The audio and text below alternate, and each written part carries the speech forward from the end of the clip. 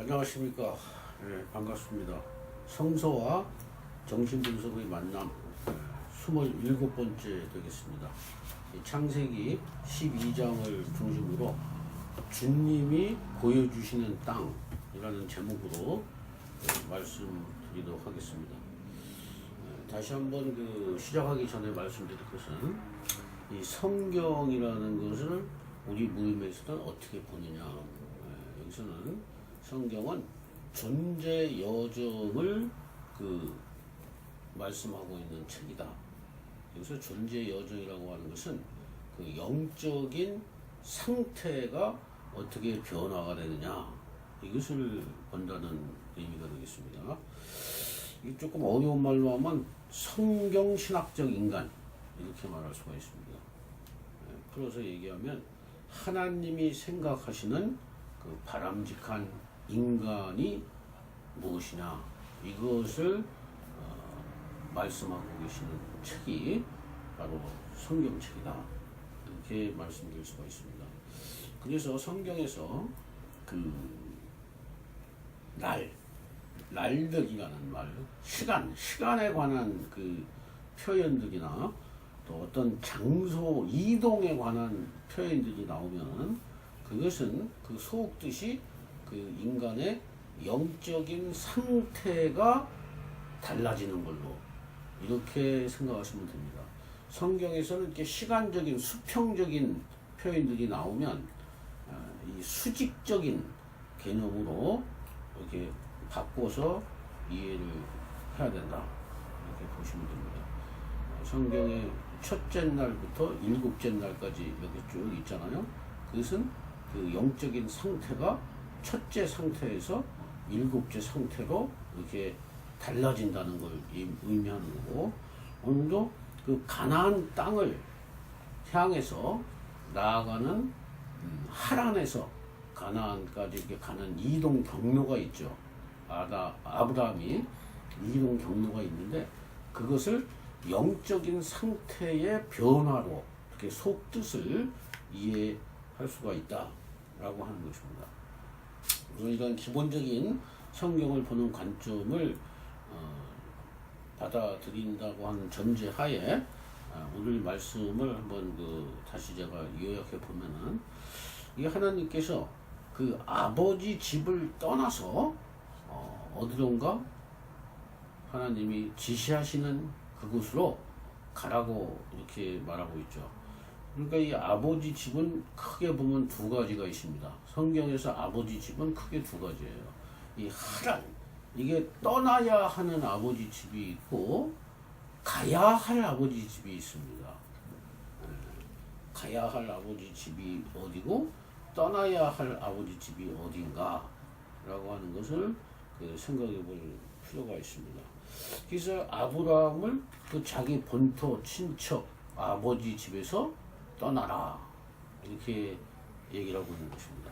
그러니까 여기 하란이라고 하는 것은 쉽게 얘기하면 가장 영적인 상태가 좋지 않은, 거듭나기 이전의 상태를 상징하는 그러한 지역 이름이 되겠다, 이렇게 말씀을 드릴 수가 있겠죠. 그래서 이제 아브라함이 아내와 조카 롯과 모든 소유를 데리고, 종들도 다 데리고 가나안 땅으로 이제 들어간 겁니다. 근데 가나안 땅에서도 이동 경로가 나옵니다. 처음에는 세겜 땅, 상수리 나무, 그 다음에 베델, 그 다음에 이제 이집트까지 내려가는 그런 사태가 나오는데, 성경에서는 이 동쪽과 남쪽, 이 동쪽은 해가 뜨는 곳이기 때문에 에덴의 동쪽, 이런 말이 있죠. 그 남쪽은 이제 유다가 있었던 땅입니다. 그래서 동쪽과 남쪽은 굉장히 긍정적인 영적 상태를 상징하는 말이고, 서쪽과 북쪽은 영적 상태가 좋지 않은 것을 상징하는 그러한 지명이라고 생각하면 되겠습니다. 그러니까 가나안 중에서도 그 헤브론이라고 하는 곳이 있는데 그 헤브론에서 멀어지면 안 좋은 거예요. 그러니까 헤브론이 핵심이 되겠습니다. 그러면 헤브론이 상징하는 게 무엇이겠는가? 존재적으로 봤을 때, 존재적 그 개념으로 봤을 때 헤브론이 상징하는 것이 무엇이겠는가라고 하는 것을 한번 생각해 볼 수가 있습니다. 그리고 나서 이제 그 이집트에 들어가기 전에 기근이 일어났습니다. 기근과 갈증이 있을 때 사람이 시험을 받고 영적 상태가 다운이 된다. 여기서 말하는 기근과 갈증이 뭘 상징하겠는가? 그 이집트로 내려간 것은 거기서 또 그 이집트 왕들의 그 말하자면 자기 아내를 누이라고 속인 사건도 있었다고 하는 거예요. 근데 하나님께서 직접 개입을 하셔가지고 그 아브라함과 사례를 무사히 보호하는 그러한 사건이 있었다고 합니다. 이제 다시 그 무덤으로 들어가서 그 주님이 보여주시는 땅, 주님이 지시하는 땅, 가나안 땅이고 그 헤브론 지역인데 이것이 존재적인 의미가 뭐냐라고 하는 것을 생각을 해 보겠습니다. 그 태초에 창조, 이 세상이 창조하기 전에 그 삼위일체 하나님이 계셨습니다. 이거는 삼위일체 하나님이 계셨다고 하는 것, 아들과 아버지가 태초 이전부터 스스로 존재했다. 피조물이 아니고 스스로 존재했다. 진화론적으로 우리가 생각을 해봐도 처음에 이 세상에는 에너지만 있었을 것입니다. 에너지. 그러니까 에너지 총량은 그 바뀌지 않는다는 그 법칙이 있다고 봅니다. 그 자연과학적 개론에 나오는 말인데 그 연력학 제1법칙인가요? 에너지의 그 모양은 바뀌어도 총량은 그 바뀌지 않는다. 그래서 그 에너지에서 어떤 이유인지 모르지만 스스로 계신 그 하나님이 말하자면 생겨난 거죠. 누가 만든 것이 아니라 스스로 존재하게 됐다는 겁니다. 태초 이전에 시공간이 생기기 이전에 삼위일체 하나님이 계셨다고 하는 것은 성경을 정통적으로 연구하는 사람들은 대전제로 되어 있습니다. 지난번에 만났던 여호와의 증인들은 이 여호와가 예수를 창조한 것으로 이렇게 되어 있습니다. 그러니까 그것은 따지거나 그 어떤 게 옳다고 이렇게 얘기할 문제가 아니고 그 대전제에 해당하는 사항입니다. 우리 정통 기독교에서는 아들과 아버지가 함께 있었다. 이거의 근거 성경 구절은 요한복음 1장 1절. 태초에 말씀이 있었는데 이 말씀은 하나님과 함께 계셨다. 이렇게 되어 있는 거죠. 그래서 그 요한복음을 근거로 해서 이렇게 말을 하는 거고, 이 삼위일체 하나님의 관계, 아들과 아버지의 관계는 둘도 아니고 하나도 아닌 그 신비로운, 그러니까 존재는 분명히 둘인데 그 마음이 완전히 일치가 되는 그러한 소통이 완벽하게 그 이루어지는 그러한 관계에 있었다. 이렇게 이해하시면 되겠습니다. 그것을 가르쳐서 삼위일체다. 이렇게 얘기를 하는 겁니다. 그런데 여기 가나안 땅, 헤브론, 이것을 존재적 의미로 말했을 때 무슨 뜻이냐면은 그 삼위일체 하나님의 상호 관계의 참여하는 존재를 가르쳐서 우리가 주님이 보여주시는 땅이다 이렇게 말하는 거예요. 존재적으로 우리가 가야 할 곳이 어디냐? 이 성경 전체적으로 보았을 때 구약에서는 가나안 땅을 의미했습니다. 그런데 이 가나안 땅이 그 속뜻이 밝혀지는데 그것이 어디서 밝혀지냐면은 히브리서에 잘 나와 있습니다. 히브리서에 그 가나안 땅이라고 하는 것은 결국 마지막에 궁극적으로 도달해야 될 곳은 어디냐? 예수 그리스도다 이렇게 되어 있습니다. 그러니까 예수 그리스도에 참여하는 존재, 예수 그리스도와 연합하는 존재. 그래서 연합해서 예수 그리스도와 연합해서 어디를 가느냐? 그것은 예수 그리스도가 도달한 하나님 아버지 우편의 자리까지 간다고 하는 겁니다. 그래서 성경에서 그 가장 중요한 개념 중에 하나가 그리스도와 연합하여 그리스도에 포함된 자가 되는 것이에요. 그것이 바로 새 예루살렘이라고 하는 겁니다. 요한계시록의 새 예루살렘. 그러니까 이게 성경을 읽을 때 성경 전체적으로 그 하나님께서 말씀하시고 우리의 존재를 변화시키기를 원하시는데 그것은 바로 예수 안에 들어가는 겁니다. 그러면서 예수 안에 들어간다는 말은 무슨 말이냐? 아까 아버지와 아들의 그 관계에 참여하는 거예요. 거기에 참여해요. 근데 이게 단독적으로 참여하는 게 아니라 예수 안에 포함이 돼서 참여를 한다는 겁니다. 어떻게 보면 이렇게 비유적으로 말하면 이렇게 말할 수가 있습니다. 예수님이 우리를 믿는 자를 안거나 등에 업거나 이런 그 상태라고 말할 수가 있고 수학적으로 말하면 이렇게 집합명사라고 말할 수가 있습니다. 그러니까 예수님 이렇게 말하면 그 뜻이 고유명사로서의 예수도 있지만 집합명사로서의 예수도 있다고 하는 것을 우리가 성경을 보면 알 수가 있습니다.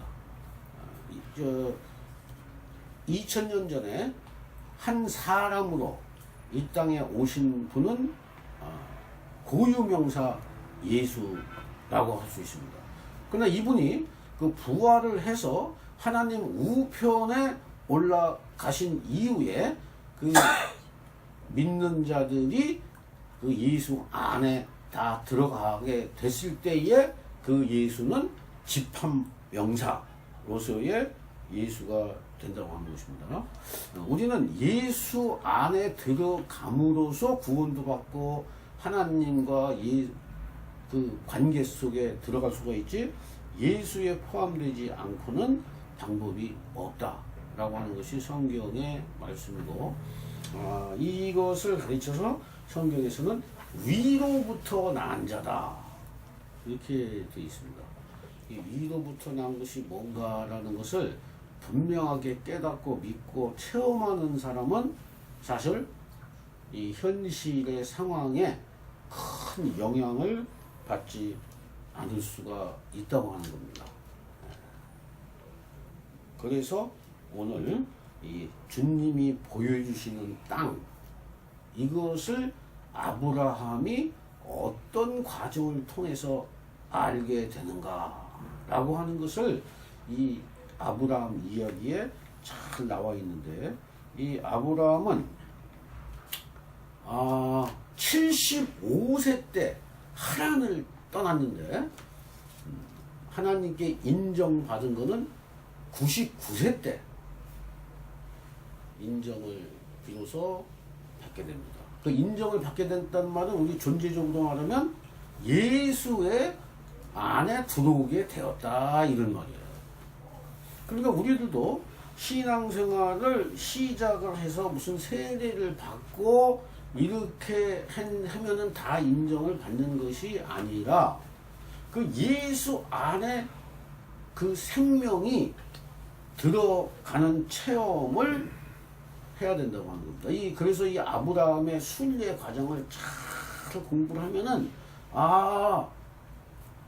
이러이러한 것이 바로 우리들에게 사라져야 되고 제거돼야 될 것이구나 라는 것을 알게 된다고 하는 것입니다. 이 십자가에 달리신 예수, 십자가에 달리신 예수를 믿고 바라본다고 하는 것은 그것이 다른 뜻이 있는 게 아니라 그 예수에 포함되기 위해서 우리가 죽고 제거되어야 될 것이 무엇인가라는 것을 이 구약의 이야기에서는 너무 자세하게 잘 나와 있다고 하는 겁니다. 그러므로 그렇게 예수 안에 포함됐을 때 진정으로 그 존재 만족을 체험하게 된다고 하는 겁니다.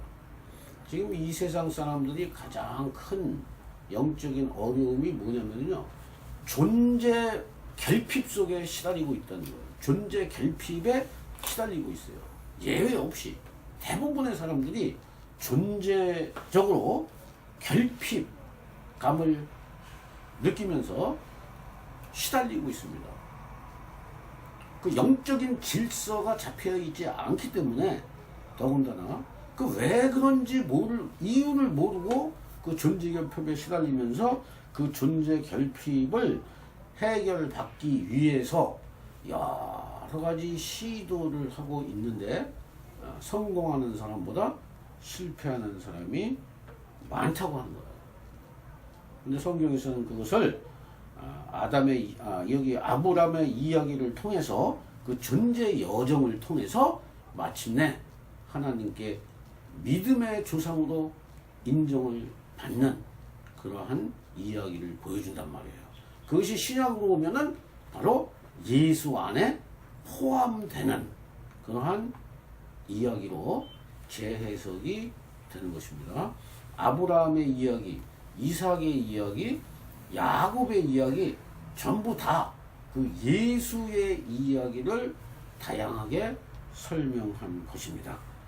그렇게 해서 하나님께 인정을 받을 때 비로소 존재 기쁨이 되고 그때부터 존재 만족의 생활을 누릴 수가 있다고 하는 겁니다. 그것을 가르쳐서 우리 기독교 방식으로, 신학의 방식으로 얘기하면은 매일 죽고 매일 다시 산다, 이렇게 말할 수가 있습니다. 출애굽기 9장 42절을 제가 한번 보겠습니다. 이거 굉장히 중요한 거기 때문에 제가 읽어드리면 이거 꼭 외워두세요. 29장 42절, 이는 너희가 대대로 여호와 앞 회막문에서 늘 드릴 번제라. 내가 거기서 너희와 만나고 너희에게 말하리라. 이렇게 돼 있어요.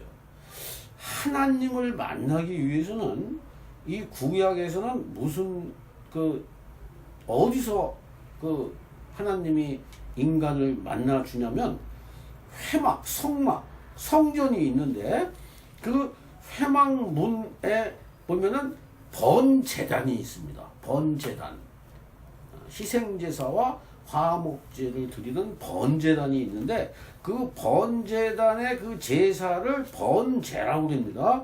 그 번제단에서 하나님이 우리를 만나 주신다고 하는 겁니다. 이 번제단, 이 출애굽기 29장 42절을 이 해석을 한 성경 구절이 있는데 고린도전서 1장 30절하고 31절입니다. 이 두 개는 여러분들이 반드시 읽고 이해하고 있어야 돼요. 자, 읽어보겠습니다. 너희는 하나님으로부터 나서 그리스도 예수 안에 있고 예수는 하나님으로부터 나와서 우리에게 지혜와 의로움과 거룩함과 구원함이 되셨으니 기록된 바 자랑하는 자는 주 안에서 자랑하라 함과 같게 하려 함이라. 이 말하고 아까 출애굽기하고 뭐가 똑같은 거냐면은, 자, 하나님은 지성소에 원래 계셨었습니다. 지성소 대제사장만 지성소에 들어가서 하나님을 만날 수가 있었습니다. 근데 그 지성소에서 하나님이 번제단까지 나오신다는 약속이 출애굽기 29장 42절 말씀이에요. 이 번제단은 이 제사를 드리는 일반인도 선민들도 선택한 백성들이 가는 곳입니다. 번제단에는. 네? 거기까지는 가는 거예요. 네. 근데 거기까지 나오시겠다는 거예요. 근데 거기가 번제단이 무엇을 상징하느냐? 신약 성경의 십자가를 상징하는 것입니다. 십자가가 번제단이에요. 그래서 너희는 하나님께로부터 나서 그리스도 예수 안에 있고, 이 말은 십자가에 십자가에 달리신 그리스도 예수 안에 너희가 들어가야 된다는 거예요. 하나님께로부터 난 자는 무슨 말이냐? 그 말이 하나님께로서 난 자라고 하는 건 무슨 말이냐? 그 십자가에 달리신 그리스도 예수 안에 들어간 자를 하나님께로부터 난 자요, 위로부터 난 자라고 하는 거예요. 그 십자가에서 뭔가 제거가 되고 죽어야 되는 거예요. 근데 예수는 하나님께로부터 나와서, 지성소로부터 나와서 우리에게 지혜와 의로움과 거룩함과 구원함이 되셨다. 이 말은 무슨 얘기예요? 거기서 우리가 예수님과 만나고 결합이 되면서 우리가 지혜의 삶, 의로움의 삶, 거룩함의 삶, 구원함의 삶을, 새 생명을 하나님께서 약속을 하셨다는 겁니다. 그러므로 그 결과 어떻게 되느냐? 여태까지는 자기 자신을 자랑하는 사람으로 살았는데, 이렇게 위로부터 나고 나니까 자기를 자랑하는 게 아니라 그리스도를 자랑하고 주 안에서 그 생명을, 주님의 그리스도의 생명을 자랑하게 된다. 그러니까 내가 사는 것이 아니라 그리스도가 산다고 하는 거예요. 그러니까 주체가 뒤바뀐다는 거죠. 물론 이것을 그 자아에 비교해 보면은 거짓 자아가 죽고 참 자아가 살아난다. 이렇게 정신분석으로 얘기할 수가 있습니다. 옛 생명, 거짓 생명이 죽고 진정한 참 자기가 살아난다. 이 참 자기는 항상 거짓 자기와 차별되는 게 뭐냐면, 이 참 자기는 타자와 공존하는 거예요. 근데 이 타자와 이 공존을 생각하는 게 아니라 기독교에서는 하나님과의 공존을 생각하고, 아까 처음에 말씀드렸다시피 하나님 아버지와 예수님과의 그 관계에 참여하는 생명을 참 자기 생명이라고 한다는 거예요. 정신분석에서는 이 신앙 개념이 없기 때문에 타자를 배려하는 생명, 그것을 참자기라고 합니다. 위니캇, 도널드 위니캇이라는 사람이 그것을 밝혀냈어요. 그 애들의, 그 어린 애들이 엄마와의 관계에서 그 이후로 어떻게 자라나느냐, 이것을 보면서 그 아이들이 자아가 형성되는 과정을 보면서 그 거짓자기, 참자기, 이것을 밝혔는데, 거기에는 신앙 개념은 들어가지 않습니다. 근데 기독교에서 말하는 참자기는 뭐냐? 하나님과의 수직적인 관계에서 먼저 올바른 그 생명이 형성이 돼야만이 된다. 근데 그 방법은 번제단에서 자기의 선악과를 따먹고 하나님처럼 되려고 하는 그 속성이 다 제거가 될 때에 하나님께서 선물로 새 생명, 부활의 생명을 주신다. 이렇게 말씀을 드릴 수가 있는 것입니다. 그러므로 이제 그 세부적으로 조금 더 말씀을 드려보도록 하겠습니다. 큰 줄거리인 제가 말씀을 드리고 세부적으로 들어가면은 아브라함의 영적 상태의 변화, 이것을 하란, 세겜, 상수리 나무숲, 베델 동편, 그 다음에 이집트 여정, 이렇게 순서대로 말하고 있는데, 이 지도에 보면은 이것이 점점 더 북쪽에서 남쪽으로 내려오는 것으로 위치가 이동이 됩니다. 헤브론에 가까워진다는 거예요. 그리고 동쪽을 이 주님이 계신 곳으로, 그러니까 우리 질적으로 말하면, 존재적으로 인간의 그 존재, 영적 상태로 말하면 하나님의 생명으로 점점점 우리의 자아가 가까이 가는 거죠. 우리의 자아가 진짜 생명을 향해서 점점점 가까이 가는 것을 이 위치 이동으로 설명을 했다고 하는 겁니다. 인간의 가장 큰 문제는 위치가 이탈된 거예요. 에덴 동산이라고 하는 그 위치 안에 있어야 되는데 거기서 이탈이 됐단 말이에요.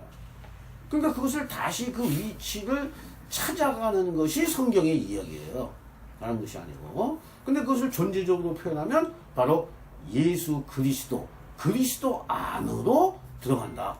또 우리 심리적으로 얘기하면 그 속생명, 참생명, 영적인 생명을 추구한다. 우리의 자아가, 의식적인 자아가 우리 심층에 있는 생명을 향해 나아간다.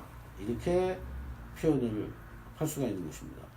이런 그 영적 상태의 변화에 대해서 그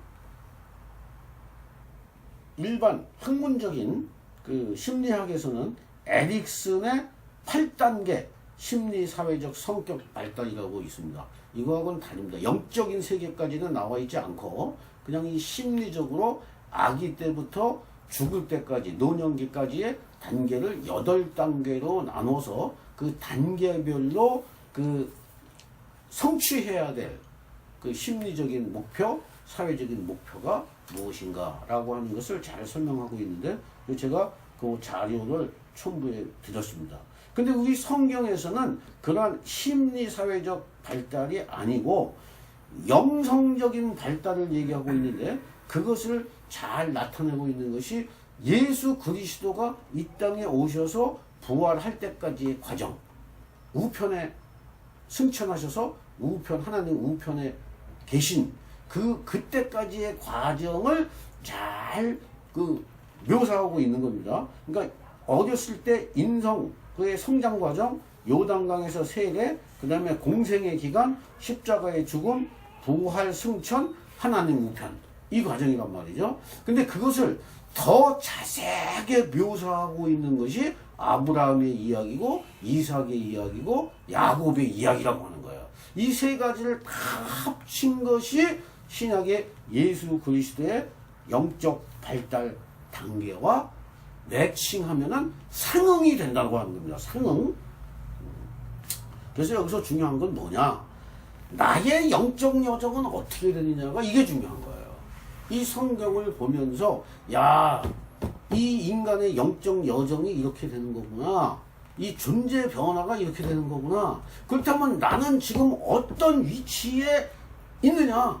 나는 에덴 동산에서 이탈돼가지고 지금 존재적인 그 결핍감에 시달리고 있는데, 내가 이렇게 정신적으로 심리적으로 고통을 당하고 이런 원인이 뭐냐라고 하는 것을 이 성경을 통해서 발견하고 거기서 자기 자신을 제대로 찾아가는, 자기를 찾아가는 그러한 적용이 일어나야 한다고 하는 겁니다. 지금 아브라함도 이 지금 어떤 위기가 있었냐면은 배가 고팠던 거예요. 배. 이 기근과 갈증이라고 하는 위기를 맞이해서 이 가나안 땅을 떠나서 이집트 땅으로 간단 말이에요. 이집트 땅으로 가요. 근데 여기서 하나님께서 직접 개입을 하셔가지고 그 문제를 해결을 해주신 것이 나와요. 이 하나님께서는 아브라함을 자기 하나님께 속한 하나님의 백성의 조상으로 그 창조해가는 모습이 이렇게 나오는데, 제가 12장을 이렇게 공부하고 준비하면서 하나님께서 제일 결정적인 순간에 개입을 하신다고 하는 거예요. 그 위기의 순간에. 그러니까 우리가 우리의 인간의 한계를 발견할 수 있고, 인간이 아브라함이 이제 이삭을 바칠 정도가 됐을 때 이삭을 포기해도 하나님은 믿을 수 있다. 하나님이 하라는 거는 내가 아무리 아끼는 것이라도 그 아끼는 것에 대한 애착을 끊고 포기할 수가 있다. 이 정도까지 믿음이 된 거예요.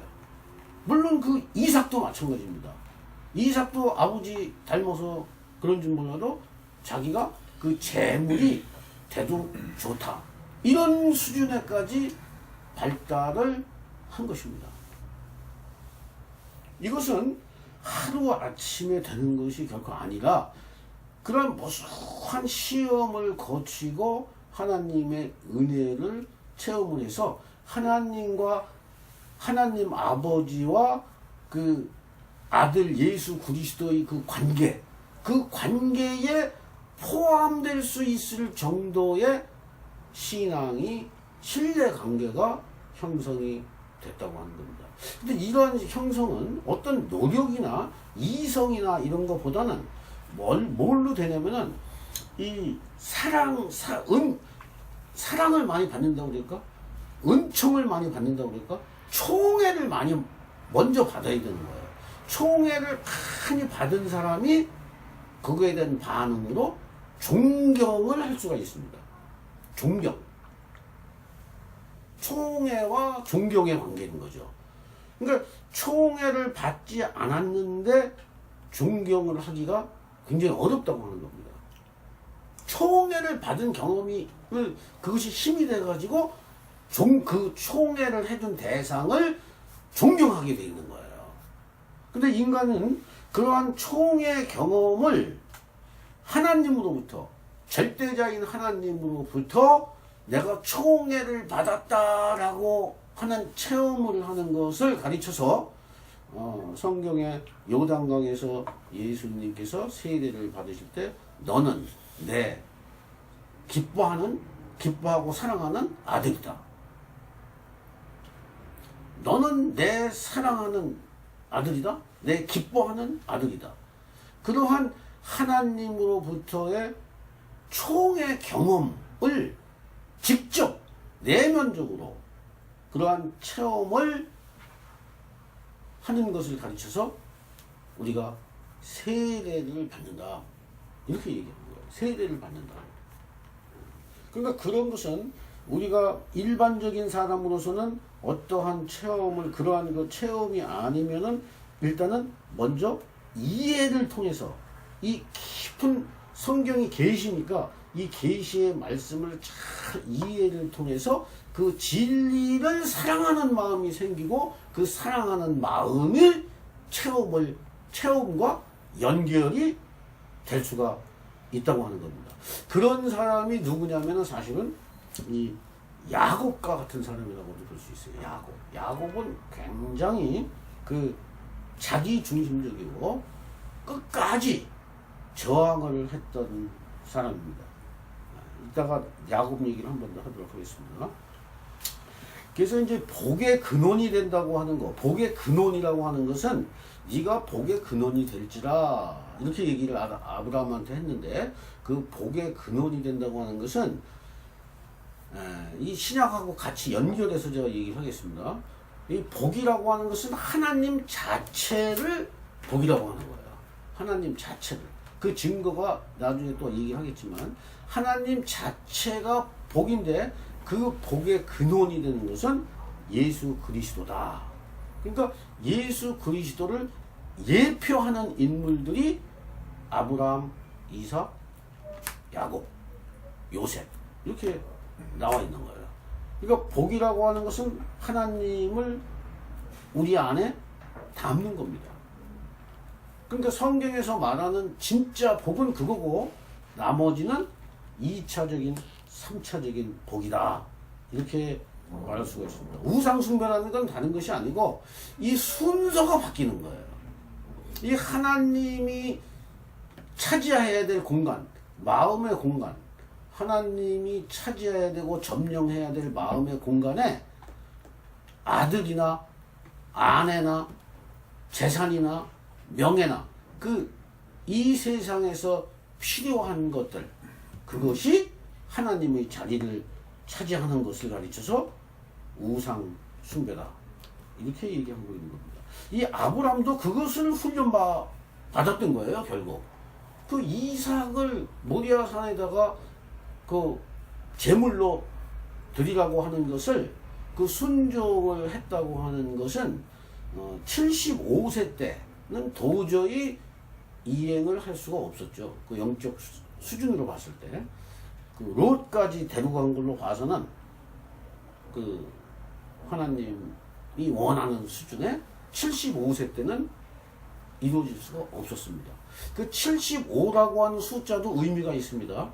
7이라고 하는 것은 완전 숫자라서 영적으로 완전한 수준에 미치지 못했다. 5라고 하는 것은 미치지 못했다는 속뜻을 갖고 있습니다. 지금 제가 얘기하는 건 아브라함에게만 적용되는 게 아니에요. 성경에서 5자라고 하는 숫자가 구약에 나오면 미치지 못했다. 이렇게 속뜻으로 해석을 거의다가 똑같이 할 수가 있습니다. 7이라고 하는 숫자는 완전한 영적 상태, 5는 미치지 못했다. 그러니까 75는 완전한 영적 상태에 미치지 못했다. 그렇기 때문에 그때는 할례를 받을 수가 없었던 거예요. 그 언제? 100세 때 가능해졌답니다. 100세. 100세는 완전 숫자죠. 남은 자손으로서 완전 수에 해당이 되는 것입니다. 그러니까 이 인간의 그 차원은 이 인간이 발달한다고 하는 것은 차원이 두 가지입니다. 제가 여러 번 반복합니다. 이거 이해력의 차원이 있고 의지력의 차원이 있습니다. 인간이 발달한다고 하는 것은 이 진리에 대한 이해력이 늘어나는 것이고 이 진리에 대한 실천력이 늘어나는 거예요. 인간의 이 속성 이게 크게 보면 두 가지인데 이 이해 차원에만 머무르는 것을 가르쳐서 우리가 믿음만 있고 모습만 있는 거예요. 이 차원으로만 멈춘 사람을 가르쳐서 경건의 모양만 있고 실체가 없는 거예요. 실천이 없어. 실제가 없는 거죠. 이거는 의식 차원에서만 이루어지고 무의식 차원에서는 이루어지지 않는 거예요. 이게 의지력 정서, 영어로는 affection입니다. 그러니까 애착이라고 할 수 있죠. 실질적인 애착이 어디에 있느냐 이거예요.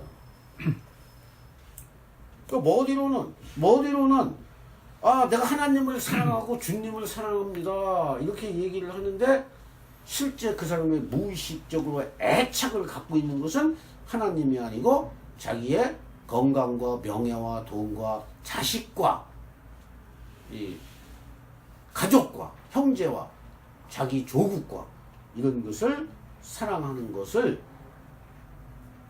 순서가 뒤바뀌면 안 된다고 하는 겁니다. 그래서 여기 보면은 이 이집트라고 하는 것은 그 지역 명으로 나와 있지만 그 이집트가 상징하는 것은 이 이해력으로 봤을 때 이집트가 상징하는 것은 의식적인 그 기억력에 해당하는 수준입니다. 기억력. 그리고 누이, 사례를 누이라고 속였잖아요. 누이가 상징하는 것은 기억력보다는 더 뛰어난 총명을 의미합니다. 근데 지금 한 몸이 될지라 성경에 이렇게 나와 있어요. 남자와 여자가 한 몸이 된다. 이게 성경에 이런 편이 나오면 이렇게 속뜻을 하면 된다는 걸 알려드리는 거예요. 그렇게 돼 있어요. 다 찾아보면. 이게 남자와 여자가 있고 남편이라는 표현이 있고 아내라는 표현이 두 가지로 나옵니다. 요때와 요때가 달라요. 남편과 아내일 때는 아내가 진리고 여기가 선입니다. 선, 굿. 이렇게 돼 있어요. 사랑이죠. 이게 의지의 차원이고 여기는 이해의 차원. 이게 결합이 돼야 된다는 거예요. 하나로. 근데 남자와 여자, 예를 들어서 아담과 하와. 근데 이게 결혼하기 전에는 이게 뒤바뀌어요. 여기가 이성이 되는 거예요. 이성. 여기가 진리고 이성이고 이해력의 차원이죠. 여기가 정서고 사랑이고 의지의 차원. 그러니까 이게 하와가 먼저 먹고 이 의지가 먼저 삐뚤어지고 여기서 아담이 동의를 한 거예요. 이 남자와 여자라는 표현으로 나와 있을 때는 그렇다는 거예요. 근데 남편과 아내라고 하는 그 표현으로 이게 뒤바뀌게 되면은 그때는 이제 이 여기는 아브람이죠. 아브람, 여기는 사레. 나중에 이름이 이제 바뀌죠, 이것이. 거듭난 다음에는. 이때는 이 아브람이 주도를 하죠. 항상 의지가 먼저 주도를 한다는 거예요. 그러니까 우리 인간으로 따지면 의식이 주도하는 게 아니고 무의식이 주도를 한다는 거예요. 그 사람의 인격을 무의식이 주도한다고 하는 것을 이제 정신분석에서 굉장히 강조하고 있는데 이 성경에서도 같은 결론으로 보고 있다고 하는 겁니다. 그러니까 오늘 말씀을 이제 다시 요약해 보면은 그 땅이라고 하는 거, 땅, 우리가 가야 할 땅, 하나님께서 지시할 땅을 오늘날 저에게 적용해 보면은 그것은 땅은 다른 게 아니라 그리스도인을 얘기하는 거예요. 그리스도인. 더 아주 깊이 얘기하면 그리스도의 성분을 얘기하는 겁니다. 그리스도의 성질. 예를 들면 무슨 뭐 김연아는 그 우리하고 다른 것은 그 무슨 피겨 스케이팅에 관한 그 성분이 체질적인 성분이 많이 발달해 있을 것입니다. 예를 들면 우리 여기 구영미 선생님 같은 경우는 그 아이들에 관한 그 관계 능력, 초등학생들에 관한 관계 능력이 다른 사람보다 그 많이 체질화돼 있을 것이다 이거예요. 그런 것처럼 어떤 요소가 발달하는 것을 성분이라고 할 수 있는데 이 위로부터 났다고 하는 그 말은 그 하나님과 또는 그리스도와 관계하는 그 성분이 발달했다는 얘기예요. 직관적으로. 그것을 가르쳐서 그리스도인 또는 겨자씨 예수 사람들 이렇게 이야기하는 겁니다. 그 생명이 살아있다는 뜻에서 작더라도 겨자씨처럼 작더라도 그 생명이 살아있다고 하는 겁니다. 그러므로 이 그리스도의 성분, 이 그리스도의 성질의 풍성함을 위해서 어떻게 해야 되느냐? 십자가에서 매일 십자가를 바라보고 죽고 사는 그러한 생활을 해야 한다고 하는 겁니다. 성경에서 믿음으로 구원을 받는다 이 말이 있어요. 믿음으로. 그 믿음이 뭐냐를 해석을 정확하게 다시 해야 됩니다. 믿음이라는 것은 뭐냐면요, 믿음 안에서 구원을 받는 거예요. 근데 우리가 믿음 안에 있다가 나왔다가 있다가 나왔다가 이렇게 합니다. 24시간 동안 계속 믿음 안에 있는 사람이 없어요. 있을 수가 없어요.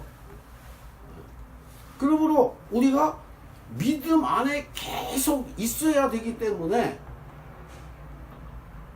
범사에 감사하라, 항상 기뻐하라, 쉬지 말고 기도하라, 이렇게 얘기를 한 거예요.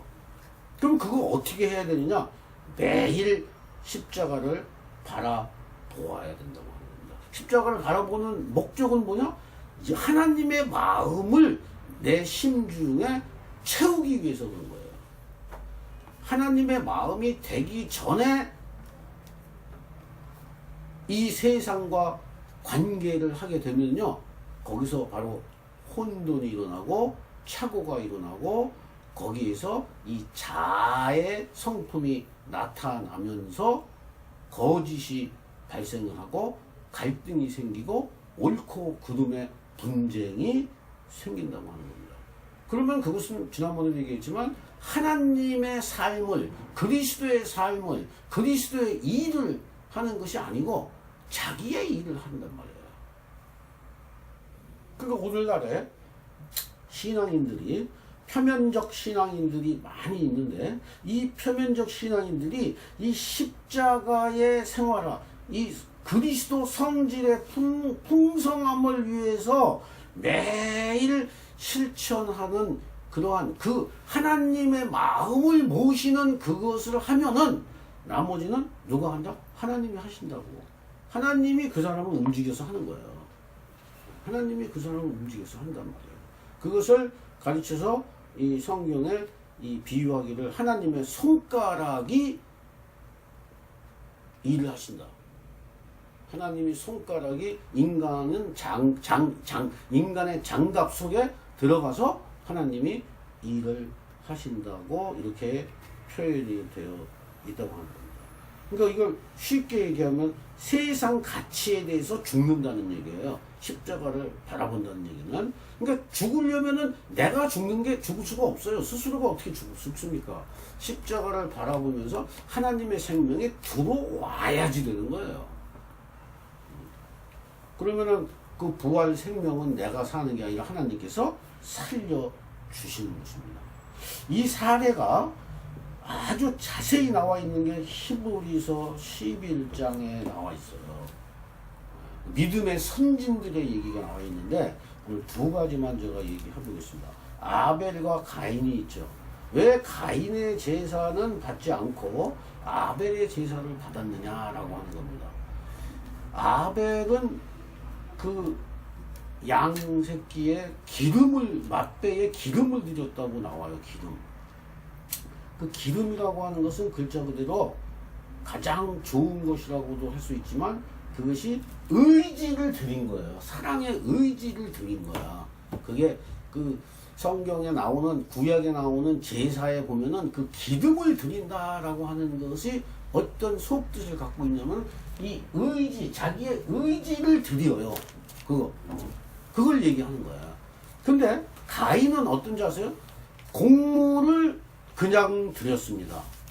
그 곡물을 그냥 드리도록 돼 있지 않아요. 나중에 그 제사에 보면은 곡물은 말이죠, 다 빻아가지고 가루를 뭐 꿀에 발라서 드린다든지 이렇게 가루로 만들어야 돼요. 그 가루로 만든다고 하는 과정이 바로 의지를 드리는 거거든요.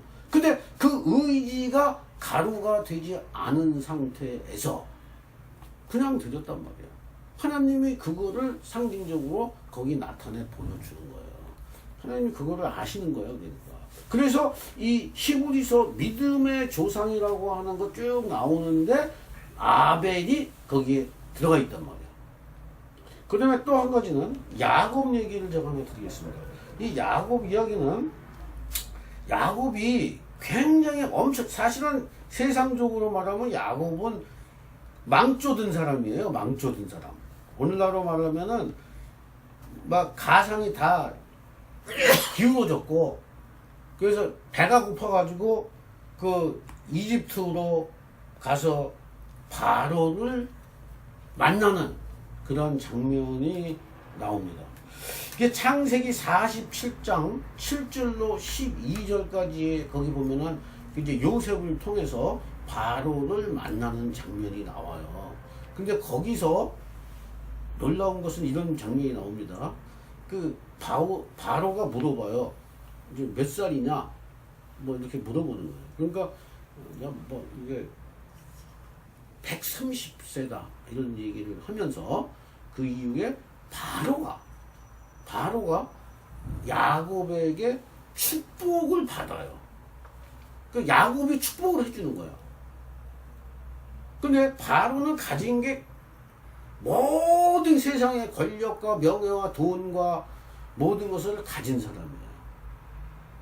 그런데 야곱이 축복을 한단 말이죠. 근데 이 사건에 대해서 신약 성경에서 그 해석을 합니다. 히브리서 7장인가에 보면 해석을 해요. 어떻게 해석을 하느냐면은 축복이라는 것은 높은 자가 낮은 자에게 축복을 하는 것이다. 제가 이거를 준비하면서 그걸 알고 제가 굉장한 긍지, 이 그리스도인의 긍지가 생겼어요, 저한테.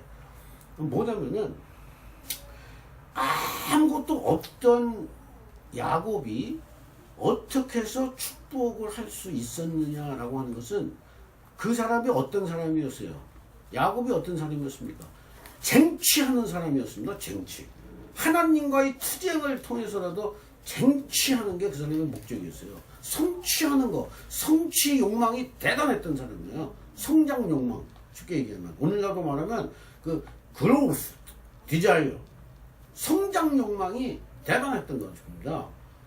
이게 사람을 만족감을 주니까. 근데 거기서 다 실패했거든. 근데 늙어서 이제 막바지에 와서 깨달은 게 뭐냐면은 진짜 복은 하나님 자체를 받는 것이다. 내가 바로가 네가 모든 것을 가졌지만 너는 하나님이 없다. 그러니까 내가 축복을 할 수 있다. 이렇게 해석이 돼 있어요. 이렇게 해석이 돼 있다고 신약에. 그러니까 우리 그리스도인들의 긍지는 어디서 나오느냐? 다른 사람보다 명예롭고 돈이 많고 자식이 잘 되고 생육하고 번성하고 충만한 겉사람이 생육하고 번성하고 자손이 잘 되고 이런 데에서 긍지를 갖는 것 나쁘지 않지만 그것이 우선이 돼서는 예수 그리스도와는 상관이 없다라고 하는 것을 이 성경에서 가르쳐주는 교훈 중에 가장 큰 교훈이더라고요. 그것이. 그럼 어떤 긍지가 있느냐? 나는 복 중에 복인 하나님과 통하는 자다. 이런 긍지를 가질 수 있어야 되는데 근데 말로만이 아니라 실제 그래야 된단 말이에요. 실제. 그것이 오늘 이 12장에서 이제 우리가 발견해야 될 가르침이고 진리라고 하는 것입니다. 13장에 가면 이제 롯과의 관계가 나와요. 그것도 이제 롯도 버려야 되거든요. 버려야 될 것을 다 버린 다음에 그 과정을 다 거쳐서 이름이 바뀌는 거예요. 아브람에서 아브라함으로 바뀌면서 하나님께 인정되는 인격체가 된다고 하는 거예요. 그런 존재가 된다고 하는 겁니다.